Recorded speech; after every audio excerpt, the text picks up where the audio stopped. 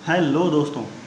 तो स्वागत है आपका एक और नए वीडियो में। और हम कोशिश करेंगे कि जो हमारे आगे आने वाली वीडियोस हैं वो सीक्वेंस से हों। बट क्योंकि हमने चैप्टर 8 जो है जिसको गति कहते हैं वो शुरू कर दिया है, इसलिए उसको भी ख़त्म करना ज़रूरी है। इसलिए आपका एक वीडियो तो सेकंड चैप्टर से कंटिन्यू आएगा, 1 2 3 4 5 इस तरीके से। और 8th चैप्टर जो है वो हम साथ साथ में करेंगे। तो अगर आपको दोनों चैप्टर के बारे में कोई भी डाउट हो तो वो आप मुझसे पूछ सकते हैं। इससे पिछले चैप्टर में हमने पढ़ा था कि हमारे आसपास के पदार्थ कौन कौन से होते हैं या क्या क्या चीज़ें होती हैं हमारे आसपास के पदार्थों के अंदर। अब हम पढ़ने वाले हैं कि क्या हमारे आसपास के पदार्थ शुद्ध हैं। तो ये आप अपने आप से क्वेश्चन पूछ सकते हैं कि क्या आपके घर के पास पाए जाने वाले या आपके डेली यूज़ में आने वाले या आपके पास जो भी चीज़ें हैं क्या वो शुद्ध हैं। अच्छा, शुद्ध का अर्थ हमारी दृष्टि में अलग हो सकता है और किसी दूसरे व्यक्ति की दृष्टि में अलग हो सकता है, विज्ञान की दृष्टि में अलग हो सकता है, वैज्ञानिकों की दृष्टि में अलग हो सकता है। अब हमारी दृष्टि में शुद्ध का अर्थ क्या है वो समझने का प्रयास करते हैं। तो देखिए, हमारी दृष्टि में शुद्ध का अर्थ क्या होगा कि मान लीजिए आप बाज़ार से दाल लेकर आए, कोई भी किसी भी प्रकार की दाल लेकर आए या बाज़ार से दूध लेकर आए या कोई भी चीज़ लेकर आए बाज़ार से, चावल दाल आटा जो भी चीज़ आप लेकर आए बाज़ार से।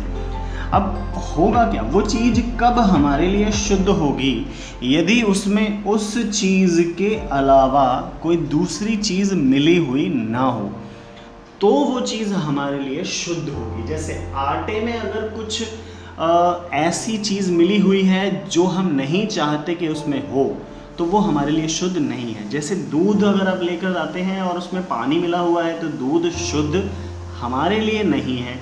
दालें लेकर आते हैं और दालों में कंकड़ है तो दालें हमारे लिए शुद्ध नहीं है, हमारी दृष्टि में वो शुद्ध नहीं है। तो बाज़ार से हमने खरीदा दूध घी मक्खन नमक मसाला जो भी चीज़ें हैं ये सब हमने खरीद ली। क्या आपने इन खाने के डिब्बों के ऊपर शुद्ध शब्द लिखा हुआ देखा है? बिल्कुल देखा है, क्योंकि ये इसी चीज़ को लिख कर ही बेचे जाते हैं। अच्छा, हमारी दृष्टि में शुद्ध का अर्थ मैंने आपको अभी समझा दिया कि कोई दूसरी चीज़ जो हम नहीं चाहते उसमें उसकी मिलावट ना हो, हमारी दृष्टि में ये शुद्ध का मतलब होता है। वैज्ञानिकों की दृष्टि में शुद्ध का मतलब क्या होता है? तो वैज्ञानिकों के लिए अलग अलग पदार्थों के मिश्रण है ये सारी चीज़ें। जैसे जो दूध है उसमें कैल्शियम भी है, उसमें मैग्नीशियम भी है, उसमें पानी भी है, उसमें बहुत सारी और प्रोटीन भी है, उसमें बहुत सारी और चीज़ें भी मिली हुई हैं। तो दूध वैज्ञानिकों की दृष्टि से शुद्ध नहीं है। यदि हम प्योर दूध भी लेकर आते हैं तो वह भी वैज्ञानिकों की दृष्टि से शुद्ध नहीं होगा, क्योंकि उसमें बहुत सारी और चीज़ें मिली हुई हैं। दूसरा एग्जाम्पल समझते हैं। आप बाज़ार से नमक लेकर आते हैं। जब आप बाज़ार से नमक लेकर आते हैं तो आप देखते हैं कि उसके अंदर सफ़ेद रंग के क्रिस्टल्स हैं और कोई भी दूसरी गंदगी उसके अंदर नहीं है, तो वो हमारी दृष्टि में क्या है? शुद्ध है। परंतु उसी नमक को जब आप वैज्ञानिकों को देंगे तो वो उनकी दृष्टि में शुद्ध नहीं होगा। ऐसा क्यों होता है? क्योंकि नमक जो है उसका सूत्र होता है NaCl। ये नमक का फॉर्मूला होता है, जिसको हम Na माने होता है सोडियम पढ़ते हैं और Cl माने होता है क्लोरीन पढ़ते हैं। तो ये सोडियम और क्लोरीन दो अलग अलग तत्वों का से मिलकर बनता है, इसलिए वैज्ञानिकों की दृष्टि में ये दो तत्वों का मिश्रण हुआ, जबकि हमारी दृष्टि में वो क्या है? शुद्ध है। तो शुद्ध पदार्थ की परिभाषा अलग अलग होती है दोनों तरीकों से। चलिए, जब एक वैज्ञानिक किसी पदार्थ को शुद्ध कहता है, उसको शुद्ध कहने से उसका मतलब ये है कि उस पदार्थ में उसके अलावा और दूसरे कोई भी अणु उपस्थित नहीं है। इस तरीके से हम पदार्थ को शुद्ध कहते हैं। जैसे मान लीजिए आपने लोहे का एक टुकड़ा लिया तो उसमें लोहे के अलावा और दूसरे कोई भी तत्व उपस्थित नहीं है या कोई भी परमाणु उपस्थित नहीं है, तो ऐसी चीज़ को हम क्या बोलेंगे? ऐसी चीज़ को हम शुद्ध पदार्थ बोलेंगे। जब हम अपने चारों तरफ देखते हैं तो पाते हैं कि हमारे चारों तरफ बहुत सारे पदार्थ उपस्थित हैं और उनमें से कई सारे मिश्रण हैं, कई सारे यौगिक हैं और कई सारे शुद्ध पदार्थ भी उपस्थित होते हैं। तो चलिए हम इन सबको बारी बारी से समझने का प्रयास करते हैं या बारी बारी से समझते हैं। तो सबसे पहली चीज़ आती है हमारे पास मिश्रण। उसके हम उदाहरण देख लेते हैं। सबसे पहले जैसे समुद्री जल है, तो समुद्र के जल में बहुत सारी चीज़ें घुली हुई होती है, नमकीन होता है वो, मैग्नीशियम का सॉल्ट घुला होता है, सोडियम का सॉल्ट घुला होता है, सोडियम का लवण घुला होता है उसके अंदर।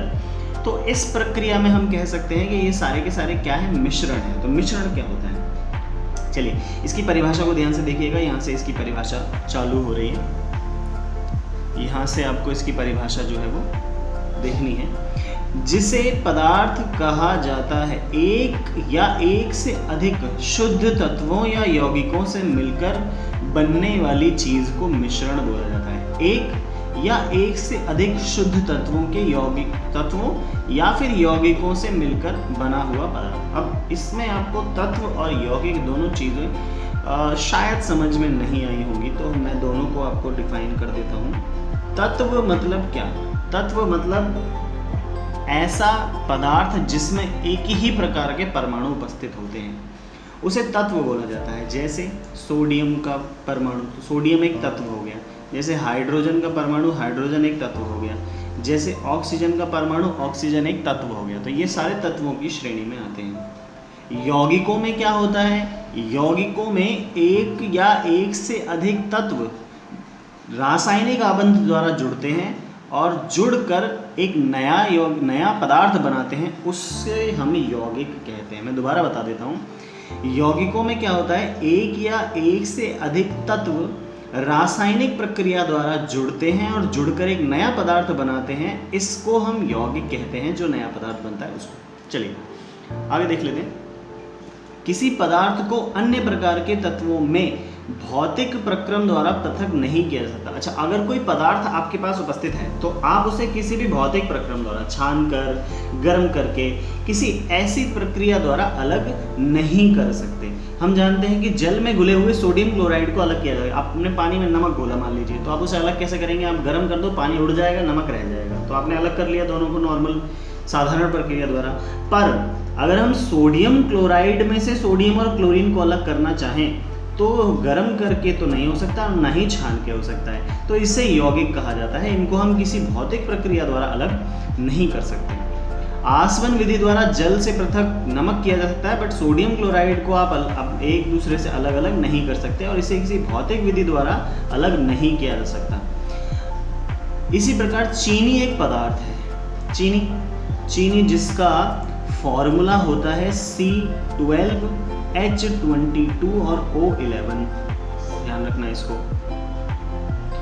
और चीनी एक पदार्थ है और इसीलिए हम क्या करते हैं, क्योंकि यह एक ही प्रकार का शुद्ध अवयव रखता है, इसलिए इसको यौगिक कहते हैं। यानी कि इसके हर परमाणु में यही चीज़ें होती हैं, तो इसको यौगिक बोला जाता है। और ये किस किस से मिलकर बना है? देखिए, C for carbon, H for hydrogen and O for oxygen. तो ये इन तीन चीज़ों से मिलकर बना है CHO, यानी कार्बन, हाइड्रोजन, ऑक्सीजन।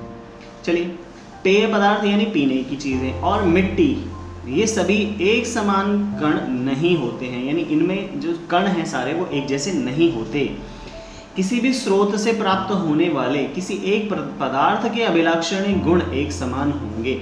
किसी भी जगह से अगर एक पदार्थ मिलता है तो उसके जो गुण हैं, वो जो अभिलक्षण दिखाता है, वो जो प्रॉपर्टीज़ गुण दिखाता है, वो एक जैसे होंगे। चलिए एक उदाहरण बताता हूँ मैं आपको। आपको पानी लेना है तो आप अगर पानी 4 जगह, 5 जगह, 10 जगह, जितनी भी जगह से आप लीजिए, पानी आपका हमेशा एक जैसा रहेगा और उसका रासायनिक सूत्र हमेशा H2O ही होगा। उसमें मिली हुई अशुद्धियों को निकालने के बाद उसका फॉर्मूला आपका यही बनेगा हमेशा हमेशा के लिए। चलिए नेक्स्ट है मिश्रण के प्रकार कौन कौन से होते हैं। तो देखिए, अवयव माने होता है जो चीज़ें उसके अंदर मिली हुई हैं। तो अवयवों की प्रकृति के अनुसार कैसे अवयव हैं, कौन कौन सी चीज़ से मिलकर मिश्रण बना है, तो उनकी प्रकृति के अनुसार मिश्रण अलग अलग प्रकार के होते हैं। बहुत अलग अलग तरीके के, अलग अलग प्रकार के मिश्रण हो सकते हैं। अगर दोनों ठोस हैं तो ठोस मिश्रण होगा।